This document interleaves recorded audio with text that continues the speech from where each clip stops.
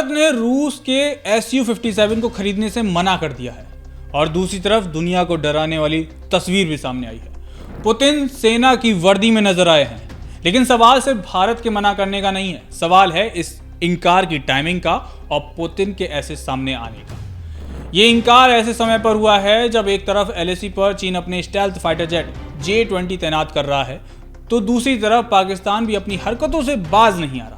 आए दिन वहां से आतंकियों के ट्रेनिंग की वीडियोस सामने आते रहते हैं और उसकी इस बीच भारत ने एक ऐसा मास्टर स्ट्रोक खेला है जिसने दुश्मनों की नींद उड़ा दी है। भारत रूस का नया स्टेल्थ फाइटर जेट Su-57 नहीं खरीद रहा है।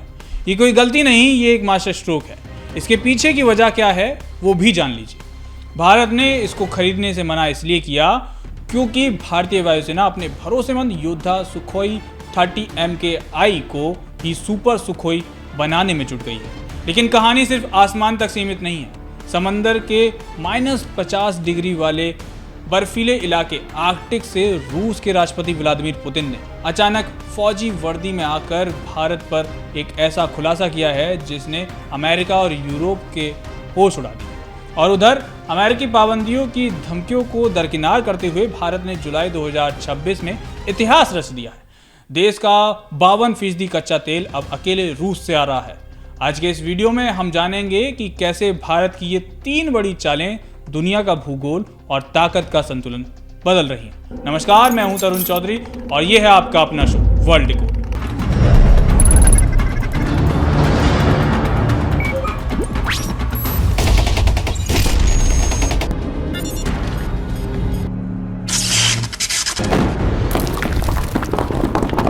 सबसे पहले बात करते हैं भारतीय आसमान के रक्षक यानी सुखोई 30 MKI की। हिंदुस्तान एरोनॉटिक्स लिमिटेड यानी HAL की नासिक फैसिलिटी में सुखोई को अपग्रेड करने का काम युद्ध स्तर पर शुरू हो चुका है। जरूरत पड़ने पर इन्हें रूस भी भेजा जाएगा। इस अपग्रेडेशन में सुखोई को दिए जा रहे नए शक्तिशाली AL-31FP इंजन 2024 में वायुसेना ने 240 नए इंजनों का जो करार किया था उनकी डिलीवरी शुरू हो चुकी है। इसके अलावा सुखोई के एवियोनिक्स और रेडार सिस्टम को इतना एडवांस किया जा रहा है कि ये दुश्मन के रेडार की नज़रों से बच सके। सुखोई की ताकत दुनिया पहले ही देख चुकी है। पिछले साल ऑपरेशन सिंदूर में पाकिस्तान के 11 एयरबेस को तबाह करने वाली ब्रह्मोस मिसाइलें इसी सुखोई से दागी गई थी। अब इसे स्वदेशी अस्त्र मिसाइल से लैस कर एयर सुपीरियरिटी का अनडिस्प्यूटेड राजा बना दिया गया है। आप जरा आंकड़ों पर नजर डालिए।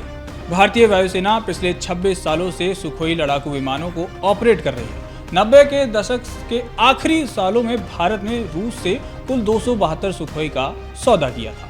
इनमें से कुछ सीधे रूस से खरीदे गए थे और बाकी का निर्माण HAL ने नासिक प्लांट में किया था। 2024 में रक्षा मंत्रालय ने HAL के साथ 12 अतिरिक्त सुखोई खरीदने का करार किया था। ये वो 12 सुखोई थे जो पिछले कुछ सालों से किन्हीं कारणों से क्रैश हो गए थे। इन 12 सुखोई 30 MKI का निर्माण भी नासिक में शुरू हो गया है और संभावना है कि 2029 तक इन नए सुखोई लड़ाकू विमानों की डिलीवरी शुरू हो जाएगी। ऐसे में मान सकते हैं कि अगले 40 सालों यानी 2070 तक भारतीय वायुसेना इन सुखोई फाइटर जेट्स को ऑपरेट करेगी, यानी भारत की एयर स्पेस की रखवाली करेंगे। लेकिन सवाल यह है कि जब चीन के पास J-20 और नया J-30 स्टेल्थ फाइटर जेट है और चीन पाकिस्तान को भी 40 J-30 देने जा रहा है, तो फिर भारत रूस के स्टेल्थ फाइटर जेट Su-57 को क्यों नहीं खरीद रहा? रक्षा सचिव राजेश कुमार सिंह ने स्थिति पूरी तरह साफ कर दी है। इसके पीछे 3 बड़े कारण हैं। पहला ये कि भारत अपने सुखोई को ही सुपर सुखोई में बदल रहा है। दूसरा, यूक्रेन जंग में रूस ने Su-57 का बेहद सीमित इस्तेमाल किया है और इसकी स्टेल्थ क्षमता पर मिलिट्री एक्सपर्ट्स को पूरा भरोसा नहीं है। हाल ही में इसके क्रैश की खबरें भी आई थी। और तीसरी और सबसे बड़ी बात, भारत अब अपने स्वदेशी स्टेल्थ फाइटर प्रोजेक्ट यानी कि AMCA advance medium combat aircraft पर फोकस कर रहा है। स्क्वाड्रन की कमी को पूरा करने के लिए भारत एक तरफ स्वदेशी LCA तेजस मार्क 1A पर तेजी से काम कर रहा है, तो दूसरी तरफ फ्रांस के साथ MRFA प्रोजेक्ट के तहत 114 राफेल फाइटर जेट्स की डील अंतिम चरण में है, जिसमें से 96 राफेल भारत में ही मेक इन इंडिया के तहत बनेंगे। आसमान की इस जंग के बीच भारत से करीब 7000 किलोमीटर दूर एक ऐसा मोर्चा खुला है जहां दुनिया की महाशक्तियों के बीच वर्चस्व की जंग छिड़ चुकी है। ये इलाका है आर्कटिक। हाल ही में रूस के राष्ट्रपति व्लादिमीर पुतिन अचानक सेना की वर्दी में नजर आए।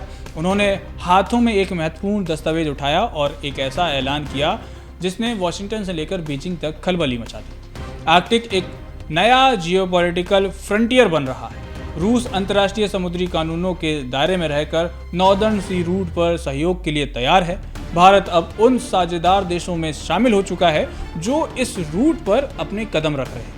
आर्कटिक में तापमान 0 से 50 डिग्री नीचे तक गिर जाता है, लेकिन ग्लोबल वार्मिंग के कारण यहाँ बर्फ पिघल रही है और व्यापार, ऊर्जा और लॉजिस्टिक्स के लिए 3 नए शिपिंग रूट खुल रहे हैं। नॉर्थ वेस्ट पैसेज, ट्रांसपोलर सी रूट और नॉर्दर्न सी रूट भारत के लिए सबसे अहम यही सी रूट है। आर्कटिक की बर्फीली सतह के नीचे rare earth minerals, critical minerals, तेल और गैस का असीम खजाना दबा है। इस इलाके पर 8 देशों, जिनमें Canada, Denmark, Finland, Iceland, Norway, रूस, स्वीडन और अमेरिका का अधिकार है। यहाँ तक कि डोनाल्ड ट्रंप ग्रीनलैंड पर नजर इसीलिए गड़ाए हुए थे ताकि अमेरिका का पलड़ा भारी रहे।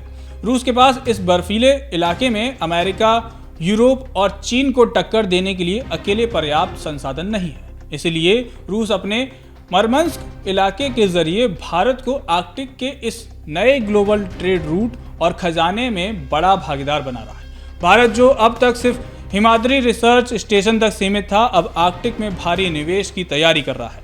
रणनीतिक साझेदारी की ये गर्माहट भारत की एनर्जी सिक्योरिटी में भी साफ नजर आ रही है।